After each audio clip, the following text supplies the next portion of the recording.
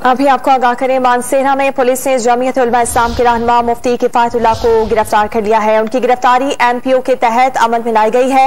इसी हवाले से बात करेंगे, डॉन न्यूज के नुमाइंदे निसार अहमद हमारे साथ मौजूद हैं। निसार, बताएगा मुफ्ती किफायतुल्लाह की गिरफ्तारी कैसे अमल में लाई गई?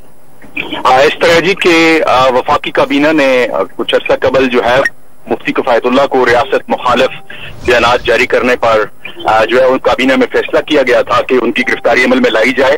तहम वो पिछले 2 माह से जेर जमीन चले गए थे। तहम जब वो मंजर पे आए हैं तो आज पुलिस की एक बहरी नफरी ने तंगड़ी साबरशाह एरिया है वहां पे उनकी वहां मदरसा है उस पे जो एक रेड करके उनको गिरफ्तार किया है और उनकी गिरफ्तारी जो है 3 MPO के तहत अमल में लाई गई है।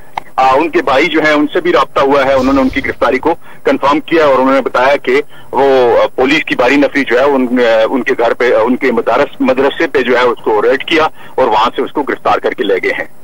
निसार अहमद हमें आगाह करें, मानसेरा में पुलिस की जानिब से जमीयत उलमा इस्लाम के रहनुमा मुफ्ती किफायतुल्लाह को गिरफ्तार किया गया है। बहुत शुक्रिया, आपने आगाह किया।